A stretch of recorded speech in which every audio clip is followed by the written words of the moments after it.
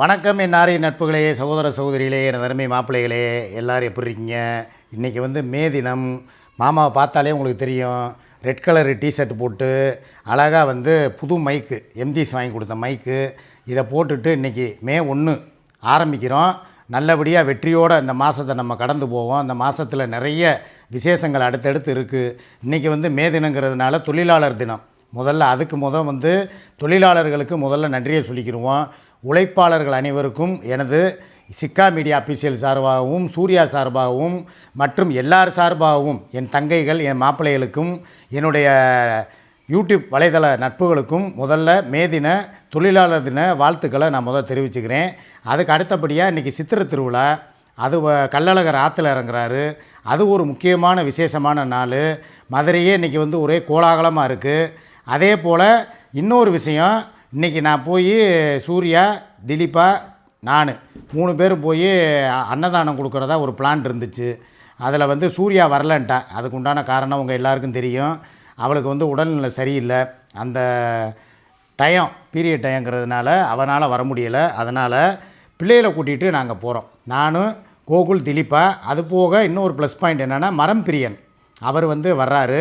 அவரையும் எங்கள் அம்மா வீட்டுக்கு வர சொல்லியிருக்கேன்.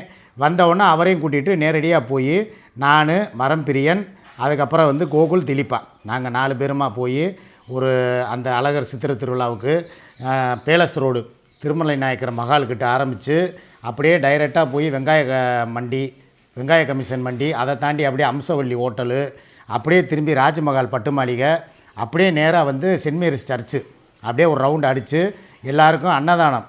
முதல்ல அன்னதானம்னு சொல்லக்கூடாது, அது ஒரு என்ன சொல்கிறது, ஒரு சாப்பாடு எல்லாருக்கும் கொடுக்க போகிறோம். சாப்பாடுனா லெமன் சாதமும் புளியோதரையும். நேற்றே ஒரு அக்காவுக்கு அட்வான்ஸு போட்டு, அக்கா இன்றைக்கி ரெடி பண்ணி வச்சுருங்கன்ட்டேன். வீட்டு சாப்பாடு மாதிரியே அவங்களும் செஞ்சு தரேன்னு சொல்லிட்டாங்க. நேரடியாக போய் அதை இப்போ காலையில் வாங்கிட்டு வாட்டர் பாட்டிலு, பிஸ்கட் பாக்கெட்டு, அப்புறம் கூல்ட்ரிங்க்ஸ் எல்லாம் வாங்கி கொண்டு போய் நான், கோகுல், திலீபா எங்கள் 3 பேர் கையால் ஒரு ரவுண்டு அடித்து கொடுத்துட்டு அப்படியே வரலாங்கிறது எங்களுடைய பிளானு. அதுபோக இன்னொரு விஷயமும் இங்கே நான் பதிவு பண்ண விரும்புகிறேன். அதாவது பொறுமையாக போகிறதுனால எந்த தப்பும் கிடையாது. இப்போ என்னையை பொறுத்த வரைக்கும் நான் எவ்வளவோ பொறுமைசாலிங்கிறது உங்களுக்கு தெரியும். வீட்டில் 2 பேர் 2 கத்தியாக இருக்கக்கூடாது. ஒரு உரையில் ஒரு கத்தி தான் இருக்கணும். அப்படி பார்க்கும்போது அவளும் வம்புழுத்து, நானும் வம்புழுத்து, 2 பேருமே பொறுமை இழந்து போயிருந்தோம்னா அவளுடைய அச்சீவ்மெண்ட் எதுவுமே நடக்காது. நேற்று நைட்டு ஏகப்பட்ட அட்வைஸ் நான் கொடுத்தேன். யாராவது ஒரு ஆளாவது அனுசரித்து போகணுப்பா. நீ என்னை அடிக்கிறியா, தாராளமாக அடி, உங்ககிட்ட அடி வாங்கிறதுக்கு நான் ரெடி. ஆனால் ஒரு விஷயம் மாத்திரம் நல்லா கேட்டுக்க, எப்போவுமே இப்படி நான் அடி வாங்கிட்டே இருக்க மாட்டேன். நான் இருக்கிறதுனால உனக்கு என்னோடய அருமை உனக்கு தெரிய மாட்டேங்குது. அதாவது ஒரு பழமொழி சொல்லுவாங்க தெரியுமா, வெயிலின் அருமை நிழலில் தெரியும்பாங்க. அதை மாதிரி ஒருத்தர் இருக்கிறதோட அருமை, இல்லாததோட அருமை அவனோடைய இல்லாத இருக்கும்போது அந்த வெறுமையில், தனிமையில் தான் தெரியும். என்னடா ஒரு நல்ல மனுஷன், அந்த ஆளை நம்ம இப்படி இழந்துட்டோமே, அந்த ஆளை நம்ம அந்த ஆளை என்ன பாடாக படுத்தணும், எல்லாத்தையும் தாண்டி அந்த ஆள் நம்மளுக்காகவே வாழ்ந்தானே, இன்றைக்கி பார்த்தா அவன் இல்லாத வாழ்க்கையை நம்மளால் யோசித்து கூட பார்க்க முடியலேன்னு சொல்லி அவளுக்காக தோணணும். ஆனால் இவளுக்கு அந்த மாதிரி ஒரு எண்ணமே இல்லை போல். ஏதோ நான் இருந்தாலும் ரைட்டு, வர்ற வரைக்கும் வரவு, இல்லாட்டினா செலவுங்கிற கணக்கில் வந்த வரைக்கும் லாபம், வரலன்னா நீ பாட்டுக்கு போ அப்படின்னு சொல்லி என்னை உதாசீனப்படுத்துறதுலேயும் ஒதுக்குறதுலேயும் தான் இருக்கிறான். நேற்று நான் நைட்டு என்ன சொல்லிட்டு படுத்தேன்னா, இந்த பிரச்சனைகளையெல்லாம் இன்னையோடு விட்டுரு, நாளையிலேருந்து புது வாழ்க்கை ஆரம்பிப்போம். இந்த பிரச்சனையே வேணாம். நாளை காலையில் எப்பயும் போல் எந்திரிப்போம், வா 2 பேரும் சேர்ந்து வீடியோ போடுவோம், அதுக்கப்புறம் ஃபேஸ்புக் வீடியோ எடுப்போம், அதுக்கப்புறம் நான் போய் இந்த தம்பிகளை கூட்டிகிட்டு போய் சித்திரை திருவிழாவுக்கு போய் இந்த வாட்டர் பாட்டில் கொடுக்குறது, சாப்பாடு கொடுக்குற வேலையை பார்க்குறேன் அப்படின்றதுக்கு சரிண்டா. ஏங்க இன்னொரு விஷயம் இந்த இடத்துல நான் சொல்கிறேன், எல்லோரும் நல்லா கேட்டுக்கோங்க. என்னால் இவ வரமாட்டேன்ட்டா. நான் ஏன் திலீபா கோகுலை ஏன் கூப்பிடணும்? கொஞ்சம் இந்த இடத்துல நீங்கள் யோசிச்சு பாருங்கள். சரி, நம்ம இவங்க விசேஷம்னு இல்லை, அழகர் திருவிழாங்கிறது எல்லாரோட விசேஷம்தான். ஏன் இதே நான் போய் என் பிள்ளைகளையோ என் பேரனையோ கூட்டிகிட்டு வாங்கப்பா நம்ம போய் வாட்டர் பாட்டில் கொடுப்போம், அன்னதானம் கொடுத்துட்டு வருவோம்னு சொன்னால் அவங்க என்ன வரமாட்டேன்னு சொல்ல போகிறாங்களா? வர்றேன், சரி வாங்க, அதுக்காக அவங்க ஏங்கிக்கிட்டு இருக்காங்க. நம்ம அதெல்லாம் வேணான்னு சொல்லிட்டு கூட சரி ரைட்டு, நம்மளுக்கு தேவை யார், இவங்க பிள்ளைங்க. சரி, அவங்கள வீட்டுக்குள்ளேயே அடைஞ்சு கிடக்குறாங்க, நேரம் பார்த்தாலும் கேமுன்னு விளாண்டுக்கிட்டே இருக்காங்க. அவங்களுக்கு இந்த மாதிரி திருவிழாவெல்லாம் கூட்டு போய் காட்டணும். மக்கள் இன்றைக்கி ஒரு நாளைக்கு உங்கள் எல்லாருக்குமே சொல்கிறேன், இதை சொல்கிறதுக்கு எனக்கு தகுதி இருக்கா, அருகதை இருக்கா அப்படிங்கிறது 2ஆம் பட்சமாக இருக்கட்டும். ஆனால் நான் சொல்ல போகிற விஷயம், பிள்ளைகளை வந்து வீட்டிலேயே அடைச்சி போடாதீங்க. இந்த மாதிரி திருவிழாக்கள்லாம் எதுக்கு வருது? கள்ளழகர் திருவிழா, மீனாட்சி கல்யாணம், எதிர் சேவைலாம் எதுக்கு வருது? அந்தந்த ஊரில் அந்தந்த திருவிழா இருக்குது. இப்போ முத்தாரம்மன் கோயிலுக்கு போனான்னா தூத்துக்குடியில் அது ஒரு திருவிழாவாக கொண்டாடுவாங்க. திருச்செந்தூர் போனோம்னா அங்கே ஒரு கும்பாபிஷேகம், மீனாட்சி அம்மன் கோயிலுக்கு கும்பாபிஷேகம், நாகூர் ஆண்டவர் தர்கா சந்தனக்கூடு, ஏர்வாடி சந்தனக்கூடு, அதே மாதிரி இந்த இவங்களுக்கு அந்தோனியர் புனித இது இருக்குது, அதை மாதிரி கல்லறை திருவிழா, இந்த மாதிரி நிறையா இருக்குது. இதெல்லாம் நம்ம கேள்விப்படுறோமே, எதுக்காக இதெல்லாம் வைக்கிறாங்க? நான் கல்லறை திருவிழா எதுக்குன்னா முன்னோர்களை வந்து நம்ம நினச்சி பார்க்கணும். நான் இறந்தவர்களுக்கு போய் அஞ்சலி செலுத்துறது, அவங்களுக்கு மரியாதை நிமித்தமாக போய் கிறிஸ்தவர்கள் போய் அதை பண்ணுவாங்க. இஸ்லாமியர்களுக்கு சந்தனக்கூடு, அதை மாதிரி வந்து இந்துக்களுக்கு வந்து ஒரு இந்த மாதிரி சித்திரை திருவிழாக்கள், அப்புறம் வந்து இன்னும் நிறையா விசேஷங்கள் இருக்குது. இதுகளுக்கெல்லாம் பிள்ளை குட்டியோடு போகணும். குழந்தைகளை கூட்டு போய் இந்த மாதிரி திருவிழாவெல்லாம் போய் நம்ம கலந்துக்கிட்டு இந்த மாதிரி இருக்குது பார்த்துக்கங்க. இந்த ராட்டினம் சுற்ற விடணும், பாப்கார்ன் வாங்கி கொடுக்கணும், அது என்னது ஐஸ்கிரீமு, சேமியா ஐஸ்கிரீமு, குல்பி ஐஸ்கிரீமு எல்லாம் வாங்கி கொடுத்து, நான்லாம் சின்ன வயசில் அந்தளவுக்கு எங்கள் அப்பா என்னை கூப்பிட்டு போவார். எனக்கு நல்லா ஞாபகம் இருக்குது.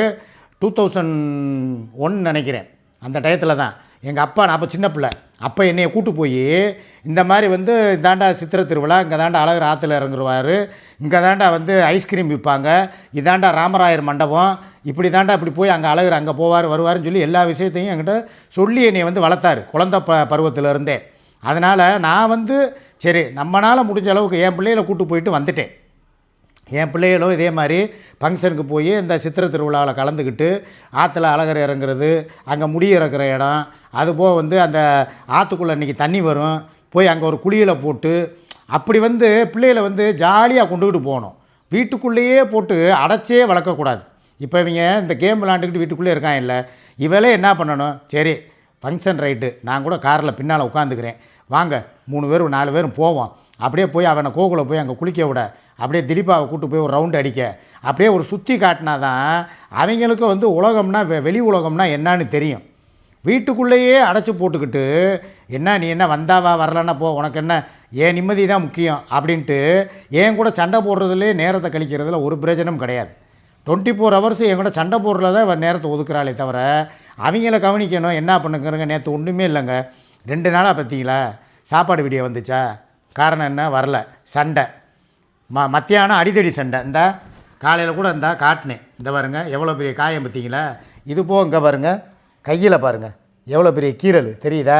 இதை மாதிரி இன்னும் சொல்லக்கூடாத இடங்கள்லாம் ஏகப்பட்ட கிழிச்சல்கள், கிராக்குகள், கீறல்கள் நிறையா இருக்குது. அதெல்லாம் நான் காட்ட முடியாது. அந்தளவுக்கு என் உடம்புக்குள்ளே அவ்வளோ வேதனையோடு நான் வாழ்ந்துக்கிட்டு இருக்கேன். நான் என்ன நினைக்கிறேன், இருந்தது இருந்துட்டோம், இன்னும் கொஞ்சம் நாளைக்கு பொறுத்தார் பூமி ஆழ்வார், அவள் தான் கோவமாக போகிறான், நம்ம பொறுமையாக போகணும்னு சொல்லி என் பொறுமையை வந்து சோதிக்காத வரைக்கும் பிரச்சனை இல்லை. ரொம்பையும் போனால் அதுக்கப்புறம் நான் எப்படி என்னுடைய சுயரூபத்தை காட்டுவேங்கிறது உலகத்துக்கே தெரியும். ஏன் நான் அந்தளவுக்கு எனக்குள்ளே வந்து மிருகம் தூங்குது, அதை வெளியே தட்டி எழுப்புறது எழுப்பாமல் இருக்கிறது அவள் கையில் தான் இருக்குது. இப்போயும் நான் என்ன சொல்கிறேன், உனக்கு ஒன்றும் இல்லை, காரில் உட்காந்துக்க, ஃபங்க்ஷன் நடக்கிற இடத்துக்கு கோயில் வரைக்கும் நம்ம போகல, அப்படியே கோயிலுக்கு முன்னால் போய் ஒரு ரவுண்ட் அடிச்சுட்டு அப்படியே எல்லாத்துக்கும் சாப்பாடை கொடுத்து நீ உன் கையால் கொடுக்க வேணாம், நீ வந்து இப்போ இதாக இருக்க, அதனால் பசங்களை விட்டு அவங்கள விட்டு கொடுக்க சொன்னால் ஒரு புண்ணியம் கிடைக்கும். பசங்க கையால் கொடுத்தா அவங்களுக்கு நாளைக்கு +2 முடித்து நல்ல ரிசல்ட்டு மார்க் வரலாம். அதே மாதிரி அடுத்தடுத்து அவனுக்கு நல்ல காலேஜில் சீட்டு கிடைக்கலாம், அடுத்தடுத்து அவனுக்கு நல்ல வேலை வெட்டி கிடைக்கலான்னு சொல்லி இறைவன்கிட்ட போய் பிரார்த்தனை பண்ணு. அதே மாதிரி நானும் போய் அழகர்கிட்ட என் மகனுக்கு சின்னவனுக்கு காலகாலத்தில் கல்யாணம் ஆகணும், அச்சுவுக்கு என் பேரன் நல்லா இருக்கணும், என் குடும்பம் நல்லா இருக்கணும்னு நானும் வேண்டிக்கிடுவேன். இந்த மாதிரி வேண்டுதலுக்காகத்தான் இந்த மாதிரி திருவிழாக்கள்லாம் நடக்குது.